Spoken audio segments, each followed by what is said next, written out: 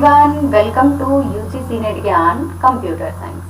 तो आज की हमारी वीडियो का डिस्कशन है। आज हम आपके लिए कुछ एमसीक्यूज लेकर आए हैं ऑन द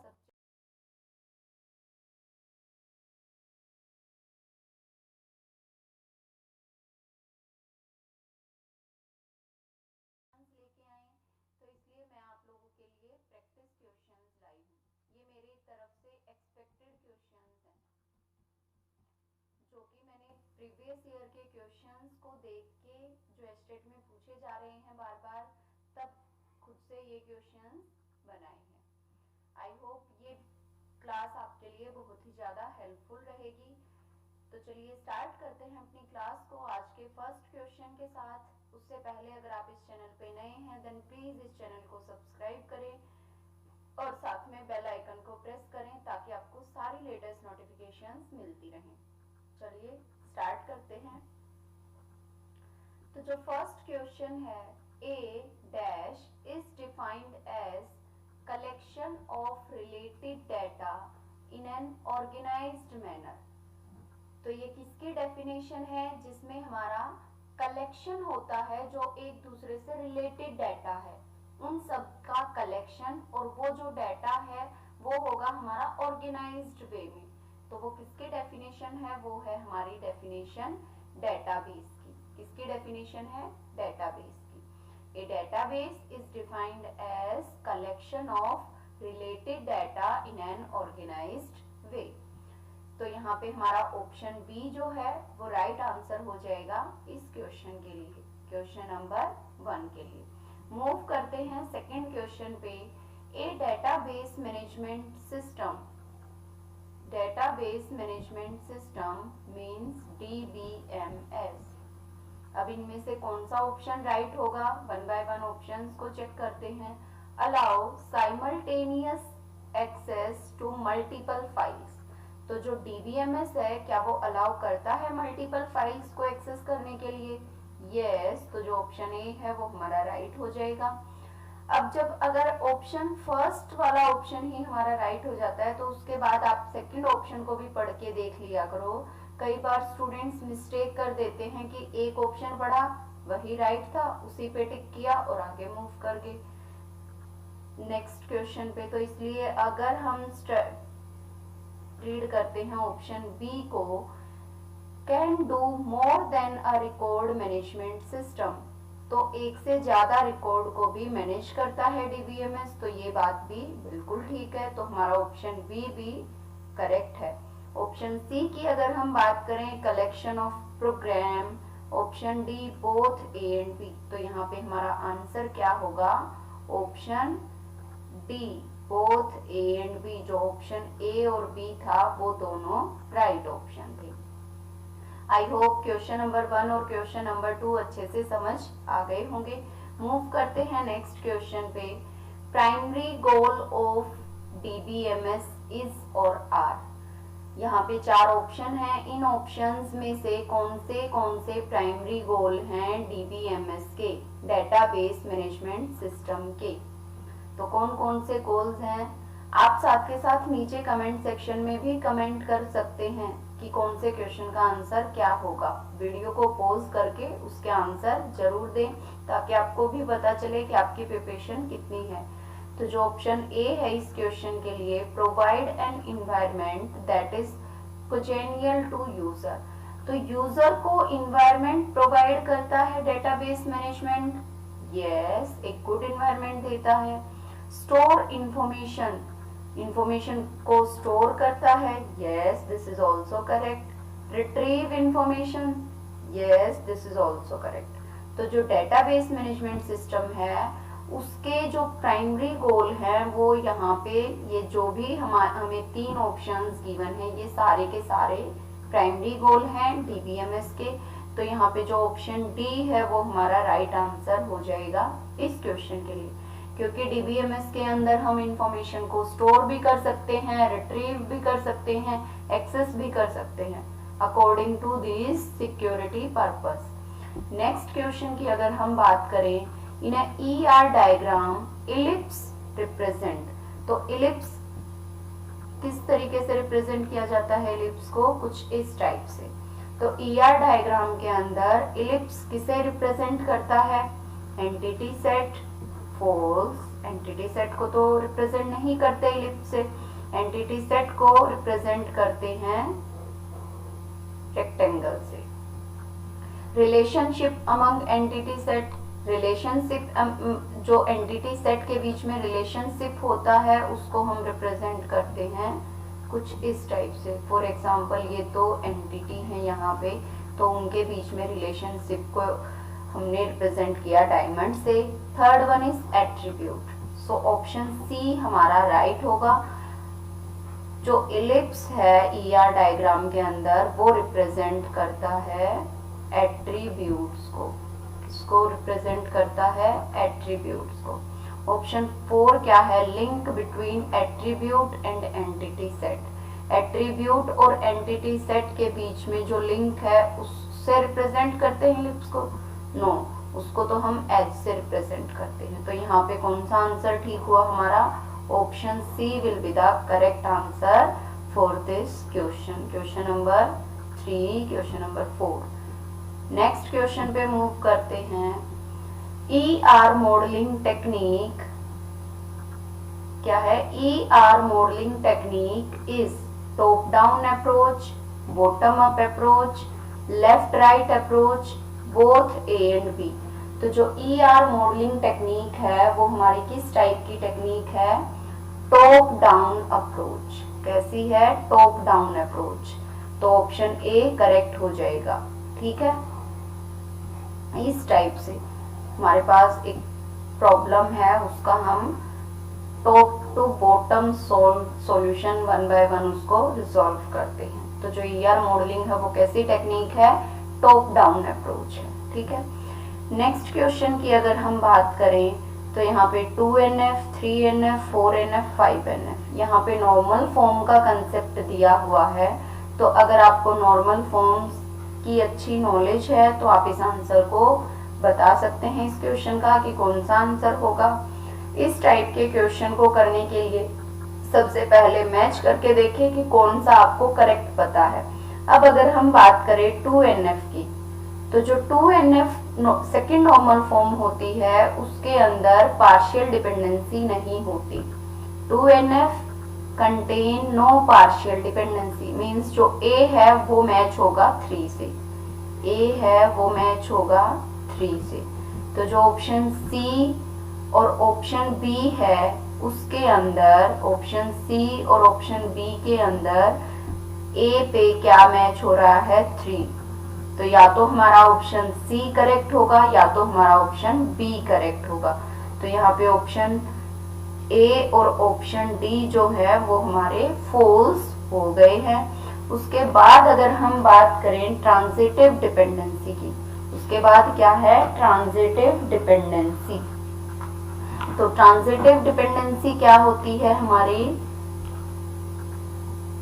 तो जो 3NF है ऑप्शन बी, जो बी है 3NF, वो एलिमिनेट करता है ट्रांजिटिव डिपेंडेंसी को। किसको, ट्रांजिटिव डिपेंडेंसी को। तो बी किससे मैच हुआ, 1 से। उसके बाद अगर हम बात करें 4NF की, तो 4NF हमारा क्या होता है, 4NF मल्टी वैल्यूड एट्रीब्यूट को रिमूव करता है। 4NF किसको रिमूव करता है, मल्टी वैल्यू एट्रीब्यूट को। और 3NF किसको करता था, ट्रांजिटिव डिपेंडेंसी को। उसके बाद अगर हम बात करें 5NF की, तो 5NF contain no joint dependency. तो A को मैच करेंगे 3 से, B को मैच किया 1 से, तो जो ऑप्शन B है वो यहाँ पे हमारा करेक्ट हो गया। C को मैच किया 2 से, 5 को मैच किया 4 से। ये पॉइंट्स आपको हर एक नॉर्मल फॉर्म से रिगार्डिंग जो उनकी प्रॉपर्टीज हैं वो आपको पता होना चाहिए, क्योंकि यहाँ से एक क्वेश्चन पूछा जाता है। नेक्स्ट क्वेश्चन की अगर हम बात करें, a set of functional dependency is given for a relation. ये हमें कोई एक रिलेशन गिवन है, R A B C D E F G, और इधर हमें फंक्शनल डिपेंडेंसीज गिवन है, A to B, B to C, B C to D, A E F to G. क्या क्या फंक्शनल डिपेंडेंसी है? A to B C to D and A E F to G. What is the closure of AC under this set? हमें क्या निकालना है? Closure of AC। तो किसी भी एट्रीब्यूट का जब हम क्लोजर निकालते हैं तो कैसे निकालते हैं? आपको कैंडिडेट की आइडेंटिफाई करना आना चाहिए, आपको नॉर्मल फॉर्म्स आइडेंटिफाई करना आना चाहिए कि कौन सा रिलेशन किस नॉर्मल फॉर्म में लाई करता है, और आपको क्लोजर निकालना आना चाहिए। तो क्लोजर हम कैसे निकालते हैं? जो भी एट्रीब्यूट हमें दिया हुआ है, कौन सा एट्रीब्यूट दिया है? यहाँ पे AC दिया है, तो AC इन दोनों को मिला के हम इन फंक्शनल डिपेंडेंसी से कौन कौन से एट्रीब्यूट तक रीच कर सकते हैं, तो वो किसका पार्ट होगा? AC का क्लोजर। तो AC से सबसे पहले तो हम AC ही आइडेंटिफाई कर सकते हैं। जो हमें गिवन होता है जो एट्रीब्यूट, वो तो खुद को तो आइडेंटिफाई कर ही सकता है। उसके बाद अगर हम बात करें तो A से हम रीच कर सकते हैं B पे, A से हम रीच कर सकते हैं B पे, एंड अब A हो गया, B C हो गया, B हो गया। अब अगर हम बात करें BC, हमें BC मिल गया, BC से हम रीच कर सकते हैं D E पे, BC से हम रीच कर सकते हैं D E पे, यानी कि BC को यूज करके हम DE को आइडेंटिफाई कर सकते हैं। उसके बाद क्या कुछ और आइडेंटिफाई कर सकते हैं? AEF, तो AE तो है लेकिन F हमें यहाँ पे नहीं मिला, तो AEF2G हम आइडेंटिफाई नहीं कर सकते। तो AC के क्लोजर में हमें क्या क्या मिला? A B C D E, A B C D E। तो ये कौन से ऑप्शन में है? हमारा ऑप्शन बी में। तो यहाँ पे इस क्वेश्चन के लिए कौन सा राइट आंसर होगा? Option B. नेक्स्ट क्वेश्चन की अगर हम बात करें, for a relation R A B C D E F, तो रिलेशन क्या है? A B C D E F.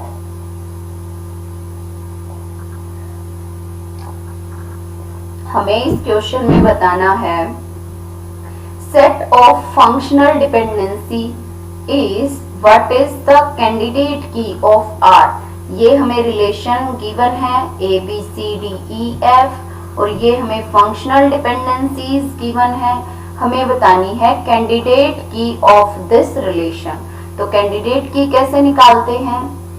अगर आपको नहीं पता तो मैं अभी बता देती हूँ आपको कैंडिडेट की निकालने का सबसे इजी मेथड क्या है। जो राइट हैंड साइड में जो भी हमें फंक्शनल डिपेंडेंसीज गिवन है ना, उनके राइट हैंड साइड में चेक करो कौन सा एट्रीब्यूट प्रेजेंट नहीं है। क्या चेक करना है? जो भी फंक्शनल डिपेंडेंसीज गिवन है उनके राइट हैंड साइड में कौन सा एट्रीब्यूट प्रेजेंट नहीं है।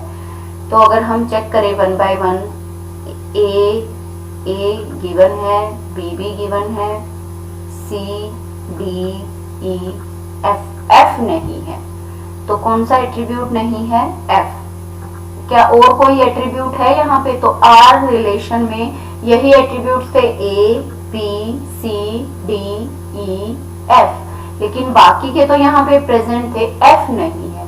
तो जो एट्रीब्यूट हमें यहाँ पे नहीं मिला, यानी कि एफ नहीं मिला अकॉर्डिंग टू दिस रिलेशन, तो हम क्या करेंगे? इस एफ का क्लोजर निकालेंगे। क्या करेंगे? इस एफ का क्लोजर निकालेंगे, और अगर उस क्लोजर में हमें सारे के सारे एट्रीब्यूट्स मिल जाते हैं जो उस रिलेशन में गिवन है, तो ये जो f हमारा एट्रीब्यूट मिला था हमें, ये ही कैंडिडेट की होगा फॉर दिस पर्टिकुलर रिलेशन।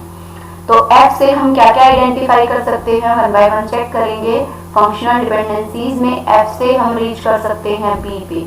सबसे पहले तो f तो खुद को तो आइडेंटिफाई कर ही सकता है, और f से हम रीच कर सकते हैं b पे, और अब b मिल गया है तो b से हम रीच कर सकते हैं d पे, b से हम रीच कर सकते हैं d पे, और d से हम रीच कर सकते हैं e पे, d से हम कहाँ जा सकते हैं e पे, और ई से हम जा सकते हैं ए पे, और ए से हम कहाँ जा सकते हैं सी पे, A B C D E F.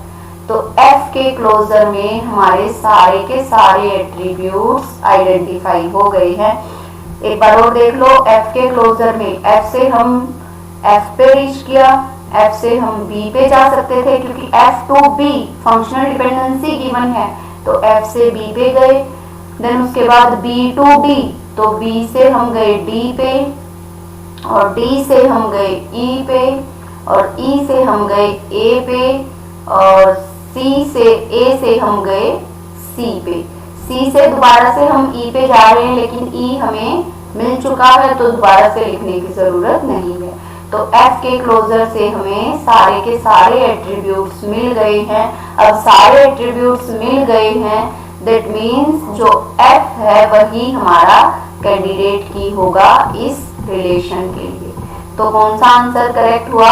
Option D will be the correct answer for this question. I hope ये क्वेश्चंस आपको अच्छे से समझ आए होंगे। किसी भी स्टूडेंट को कहीं पे भी डाउट लगता है तो वो कमेंट सेक्शन में कमेंट जरूर करे। आई होप ये क्लास आपके लिए बहुत ही ज़्यादा हेल्पफुल रही होगी, और अगर आपको ये क्लास पसंद आई है तो प्लीज़ वीडियो को लाइक कीजिए और अपने फ्रेंड्स के साथ शेयर कीजिए। And thank you so much for watching the video, and all the very best for your future. Next video में मिलते हैं किसी न्यू टॉपिक के साथ।